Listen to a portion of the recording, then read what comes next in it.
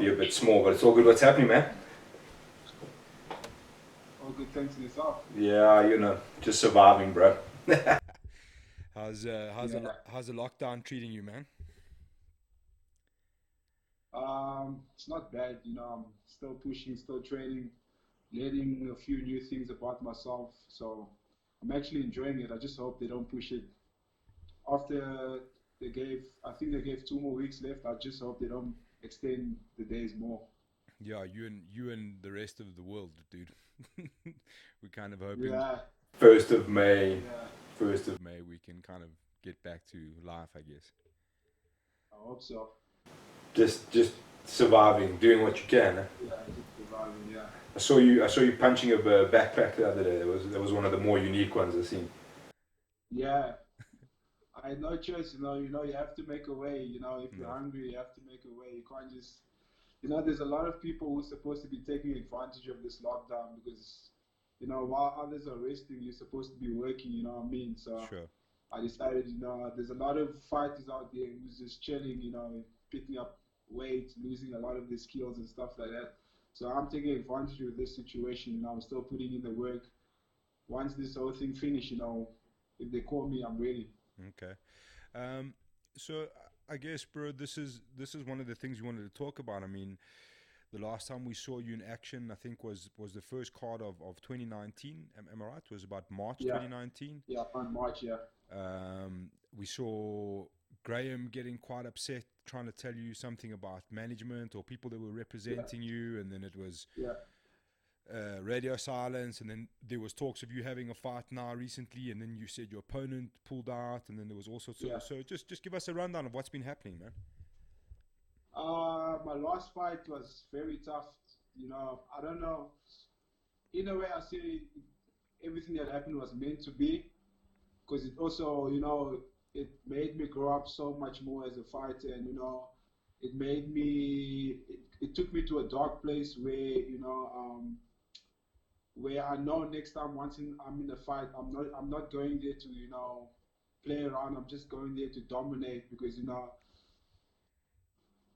that fight made me as a person, and then because there was so much going on in that fight, so basically, i'm becoming I'm a pro athlete, and I'm becoming bigger in this game, so at the end of the day, my job is to fight, not to manage myself and fight at the same time, you know what I mean?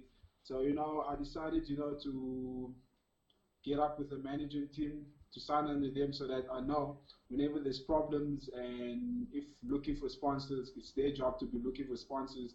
Dealing with contracts is their job to be dealing with contracts. So I mentioned it to Graham, and then Graham didn't like the fact that I have a management team behind me. At the end of the day, you can't want to. It's not professional dealing with a fighter as a manager. It doesn't make sense because that's where organizations get up to start using fighters, because the manager's there to negotiate. That's the manager's job. Is there to negotiate. So the whole thing happened there. I'm not supposed to mention it, but it is what it is. I'll mention it if I get in trouble. I don't care. I'm big enough to be doing my own thing. So Sure. yeah, basically what happened. I told Graham, uh, I have a new management team, so anything you want to discuss with them. Don't discuss with me. And then there was a whole argument back and forth saying, no, I deal with you, I don't deal with management. I said, nah, unfortunately, it's not going to work. Phone my management team.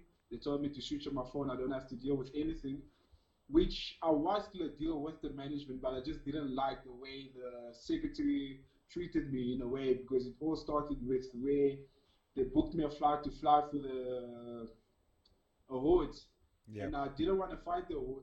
I'm sorry, I wasn't even going to go to the awards after the secretary pissed me off so much, because she booked me a flight and I asked her, can you make the flight?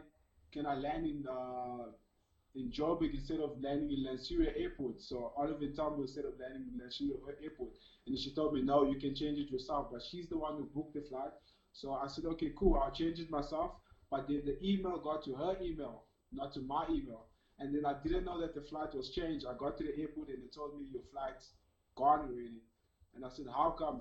They told me, no, you changed your flight and it's gone already. And then I phoned the secretary to tell her, why didn't you tell me that this whole thing is happening, that you received the email and you didn't tell me anything. She told me, no, I didn't receive no email, but the airport are showing me proof that which email they sent it to, which means she was just being stubborn. And then I said, okay, cool, if it's going to be like this, I told her, don't ever call me. I don't want to deal with you because you don't know how to treat fighters with respect. I wasn't going to fight that fight if it wasn't for me to go to the awards. I was just going to cancel my trip, stay home and tell Graham, look here, I'm not fighting due to your secretary. And then I landed, acted cool. She came to apologize. I said, okay, cool. And then, Gordon Rudman didn't make weight. Yeah. Gordon Rudman didn't make weight. And then we wanted to see contracts on how much is he getting. On how much is he getting so that, on how much is he getting so that we know what percentage we're going to take. And then it was a whole argument of not showing us how much he's getting and stuff. And so what we said, okay, cool, if it's going to be like that, Justin's not going to fight. And then I switched off my phone because Graham was trying to get hold of me. I switched off my phone and I said, speak to my management. I'm busy focusing for a fight. I came here to fight, not to have distractions of contracts and stuff like that. I made my weight. Gordon didn't make his weight. I still want to fight. I didn't come here to play around. I came here to fight. And then it was a whole argument. And then Graham was saying, I don't want to deal with management. I want to deal with Justin himself. And then they said, unfortunately, no. Justin is becoming one of the highest prospects in the EFC, and we have to deal things. We have to deal with things professionally. You know what I'm saying? So basically, he said, no, I don't want to deal with you guys. And I said, no, it's not. My management said it's not going to happen. Justin, Justin's management, we have to deal with. You have to, Graham, have to deal with him. And then Graham accepted it, but the next day of the fight, which didn't make sense to me, was I don't know if this was a counter attack or anything, but basically I was in my hotel room getting ready for the fight, I mean, with my headsets, watching fights, trying to get into that fight buzz, and then all of a sudden, 4 hours before my fight, I get a message on WhatsApp. Justin needs his blood work. As far as I'm concerned, your paperwork expires every 3 months, and then as far as I'm concerned, I fought the last card of EFC, so my blood work paper wasn't expired. You know what I mean? Yeah. So then, what happened was I told my jiu-jitsu coach, I'm not going to the clinic. I think this is the setup. I'm not going to the clinic. My blood work is not expired, and it's illegal for me to be taking blood work the day of the fight. You know what I mean? It doesn't make sense. It's illegal. And then they say, oh, just obey the rules and stuff like that. I said, okay, cool, no problem. I'll do it just because you're saying it. And then we went. All the clinics was closed. Everywhere was closed, and we went to a hospital what was like 30 minutes away. Got there, took us time. So they took, first of all, which was bad because I could have died in the ring or fainted in the ring, in the cage, because they took 4 valves out of my system. Cheap. And that's illegal. 4 valves out of my system. And I don't know if they were I don't know if it was a setup, but I honestly think it was a setup, because why would you tell me that on the day of the fight? And that was 2 hours before getting to the arena to start getting ready and stuff like that. They took 4 valves out of my system, got there, and then, I said, look here, I'm hungry, after this fight is probably going to bring me bigger opportunities. Let me still take the fight, let me fight. Whatever happens, happens, and then we can deal with that after the fight, And then went back to the hotel room, just drank a lot of water, and tried to take that off my mind, to not get to my mind of, distraction of all that happened, everything that's happening. Got into the fight. I felt good, because I'm a person who, if I want something, I make sure I get it, I went to that fight. I said, it's not going to stop me. I'm the win. Got into the fight, dominated the fight, which everybody saw, and everybody knew that if that round, even if you're going to make it that round, his corner was throwing the towels, the towel. Got in, dominated. He tried going for the takedown. Apparently, it was an illegal blow. And I said, okay, cool. If it's an illegal blow, at least give me a warning. At least give my opponent 5 minutes to rest. Give my opponent 5 minutes to rest and give me a warning. There was no rest, no warning, nothing. They just cut the fight and then I don't know if you can see if you can tell by yourself. Does that look like a setup or it's not a setup? Well, I was one of the guys who was quite outspoken about the embarrassing ordeal that Gordon Rutman put on. I watched that thing, I think, probably 60, 70 times, rewinded it, rewatched it. Yeah, And in my opinion, and this is, I mean, it's online. People can go find it if they really want to. And what I was saying is that there was maybe one illegal shot before the warning, and then the next shot actually yeah, comes down on the ear, which is perfectly legal. yeah. And then there's like a delay, and then Gordon falls and like rolls around, and it was whatever was going on. Look, I'm not much of a conspiracy guy. I don't know about a setup, but was Gordon Rittman laying it on thick so he didn't? Because that's the second time he's done that in a row. He's Yeah. taken a DQ win. No, actually, it's the third time. I think it's the third time, not the second time. Yeah. Well, I second in think a it's the row. third Second time. in a row. Yeah. Yeah, yeah, You know, the other one before was the nut shot. You know, and obviously we know yeah. as men the nut shot sucks, dude. It definitely sucks. But like guys can True. definitely carry on fighting. We've seen it happen 100 times. You see that thing? I don't understand. Why does EFC promote guys who's not marketing, who's not even bringing nothing to the sport or to the organization? EFC market guys like that, where you get a young prospect who's a man of his word, who's taking out everybody you give him, and who everybody who can sell out seats, sell out tickets, who everybody wants to see fight, and then you break his career just like that.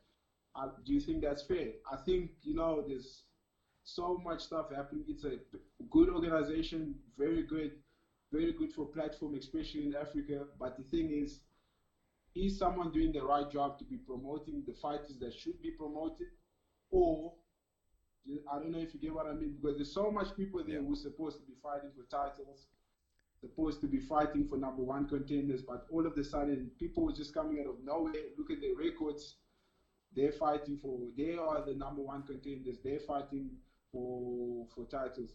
And I'm not trying to be rude, but just like look at this matchup, what they did recently with Zaki Badat versus Gideon Drotsky. Gideon Brodsky for the interim lightweight title. It doesn't make sense to me. Two fights. Who did he fight? People is coming off a loss. A guy who has no wins on his record, and all of a sudden he gets a title shot after 2 wins, only 2 wins. That really didn't make sense to me. That's where I saw that, you know, God, it's just heartbreaking because there's people who's out there like Elaine Lunga, so much guys they understand they're training hard, they're training their ass off, and then all of a sudden you're just getting a call all the time. I need you to fight this guy. I need you to fight this guy. Give me a call. I need you to fight for the number one contender. I need you to fight for the title shot. Don't give me fights of someone pulled out. You have to fight this guy. It doesn't make sense to me. For me, I'm supposed to fight Luke Michael. I know I'm not supposed to say that because it wasn't said yet. Luke Michael accepted the fight since December. I was in Joburg, went to Graham, and then we spoke and then we sat down and I told him, he asked me, would you want to fight? I said, look here, as far as I'm concerned, a lot of people want to see me fighting a grappler, right? And I need to prove these guys that I can grapple. I'm not just a stand-up fighter. And this makes sense to me. Luke just came out of fighting a title fight and is a grappler, which means if I beat him, I become the number one contender. And then Graham said, "Oh, okay, cool. That would be a rad fight. That would be awesome." I'm the phone Luke and try to find out if he's keen for that fight. So I said, "Okay, cool, no problem.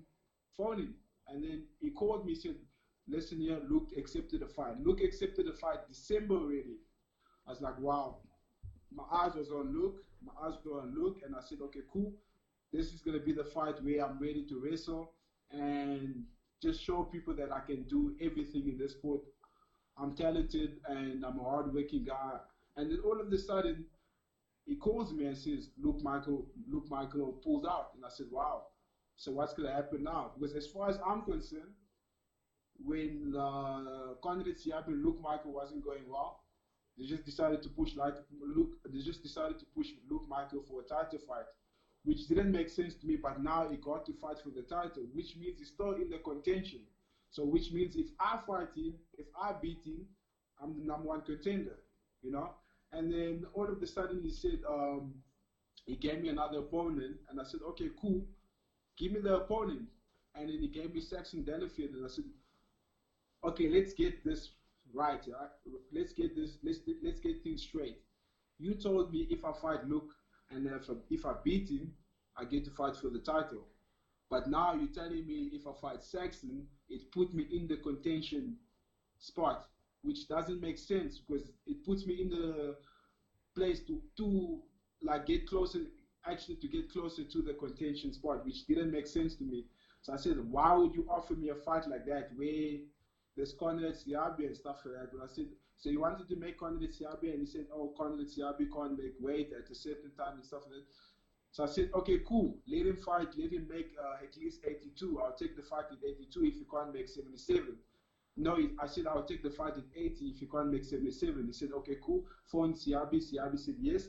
And then all of a sudden he phones me and like telling me no, he needs me to fight Saxon because Siabi, he doesn't think Siabi's even gonna make 80 kgs. So I said, okay, how much can Siabi make? Phone him again. He said 82 kgs. I said, okay, cool, make it happen. I'm gonna take the fight. And then it was all back and forth. I met Siabi, we spoke, and then he said, you know what, Justin, you're talented, just use your brain, use your brain in the sport. Uh, Go somewhere else. That's what Siabi told me.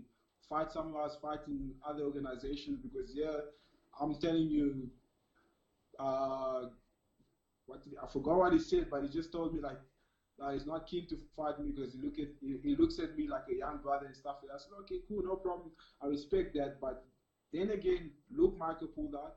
I can't get to fight Conrad Siabi, and I've been hearing rumors that Timber is gonna vacate his relinquish his title, his bout. Yeah. So then, who gets to fight for them? What fight makes sense that gets to fight for the title? I don't know if you get what I mean, Yeah. but who gets to now fight for the title since Timber relinquished his title?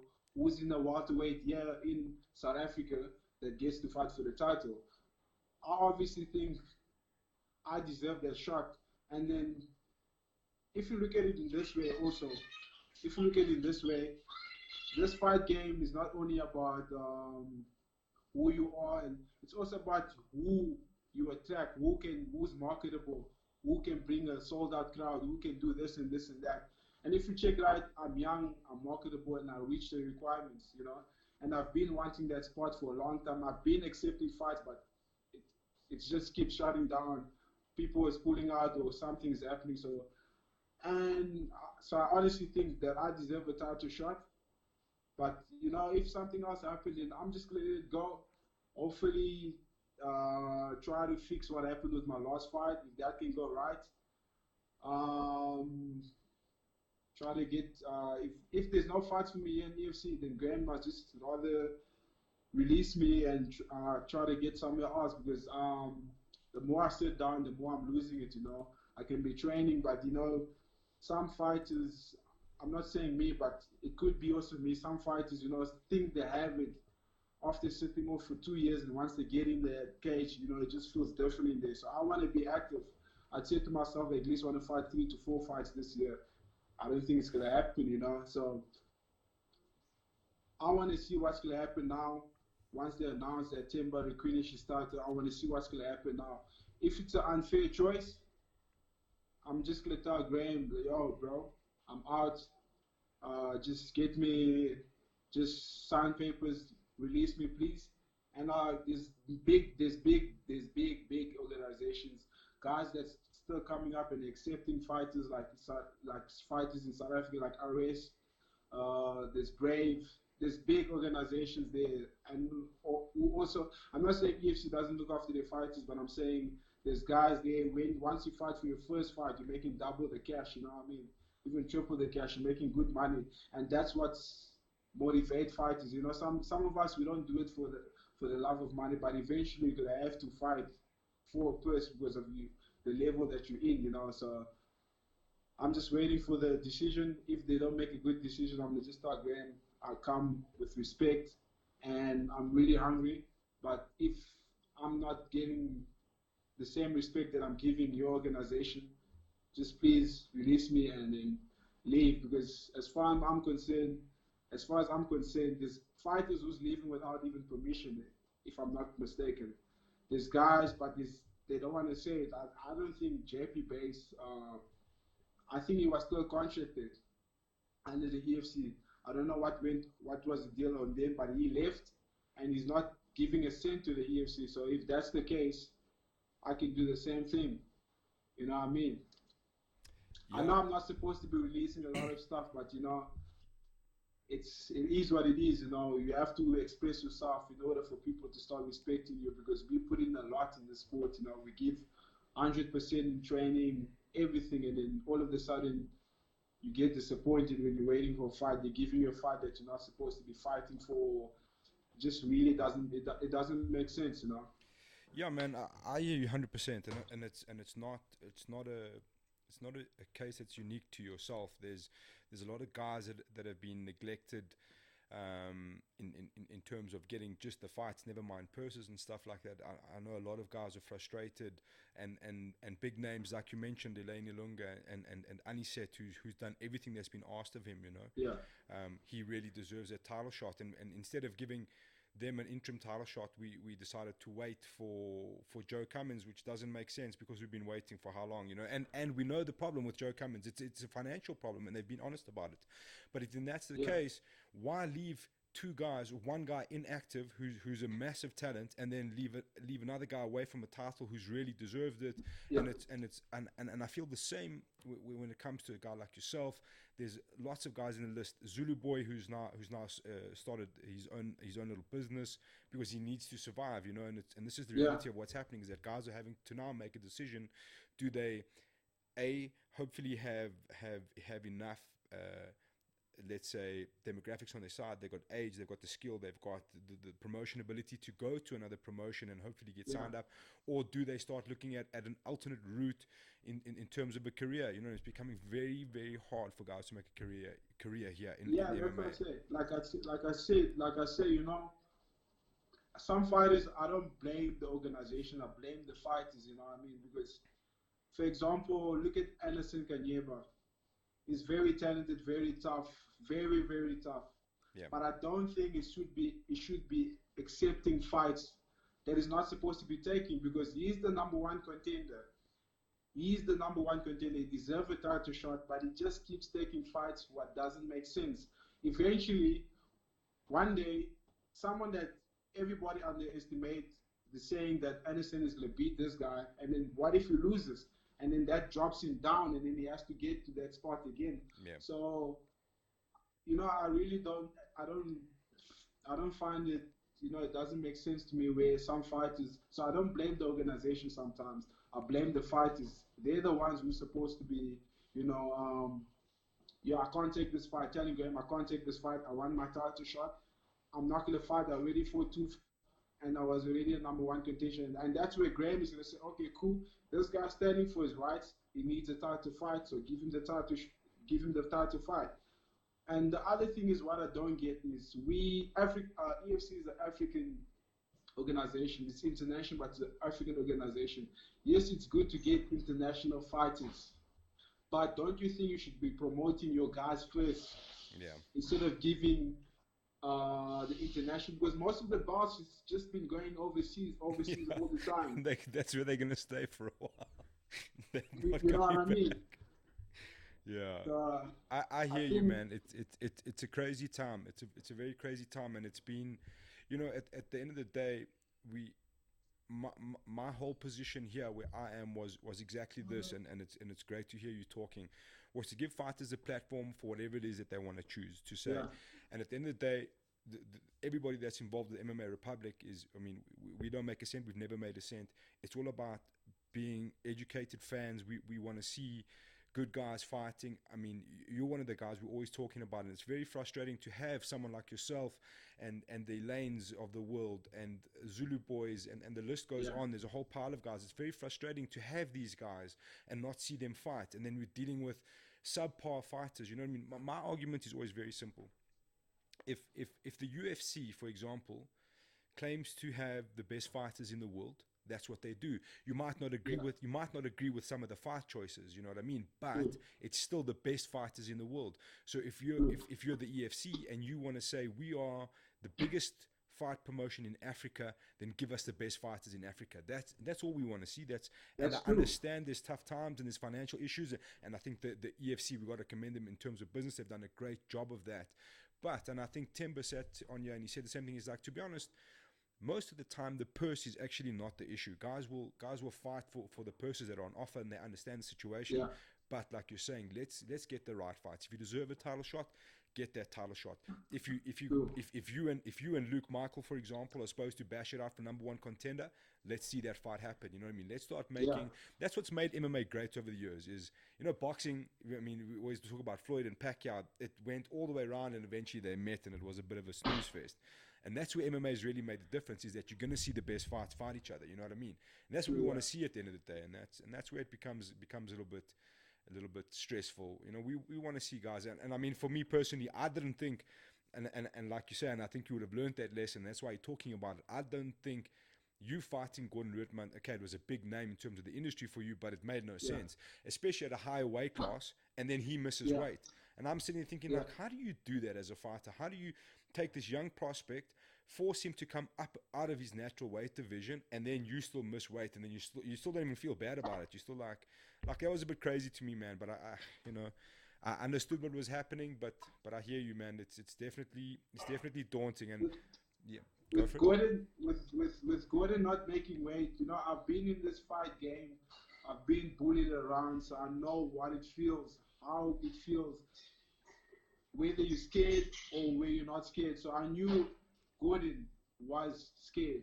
Starting because he's like a he apparently is like one of the legends in EFC. So I saw this whole thing from social media where a guy who has more experience than you, but he's writing shit about you all the time, telling, oh, I'm gonna do this to this kid, I'm gonna do this. I kept quiet. I knew this guy has fear.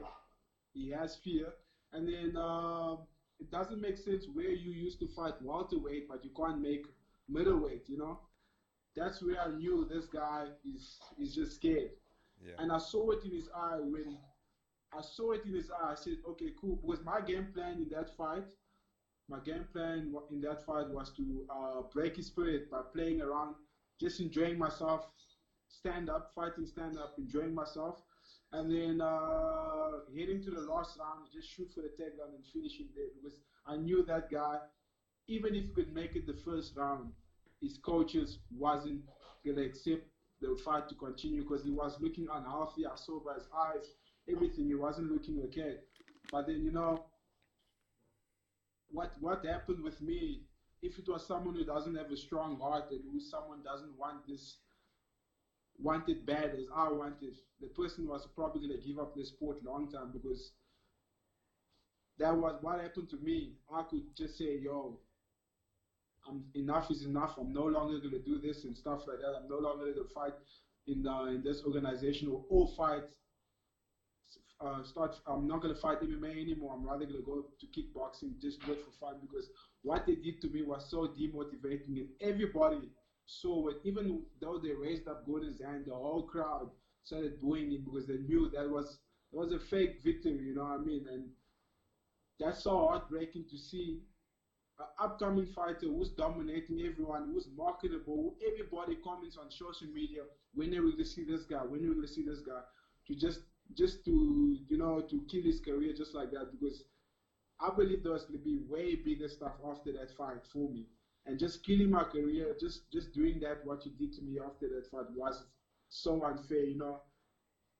I did so much stuff. After that fight, I started losing it a bit. Like last year wasn't my year. I started losing it a bit, and then I don't know if you realize, I think towards June, I decided to give up social media, deleted, like deactivated my Instagram, everything, just to get my mind back, all because of a fight. If I could lose it normally, it would have been okay. But everything that I went through, of the blood work, of the not making weight, or the ref just stopping the fight just like that, it got to me. And I said to myself, no, this I'm gonna give up. I just decided to hang out with the wrong friends, party all the time, not care about the sport, just train my. Okay, guys. Well, looks like we lost Justin there, but I think we kind of got the message of what's going on with him, and hopefully we get to see you back in there soon, Justin. Good luck with everything. Stay safe, everybody.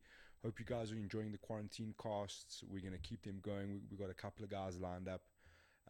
Yeah, so stay safe. I know it's another 2 weeks. I know it's a bit of a bummer for nobody more than myself, but we survive. And chat to you soon. Peace.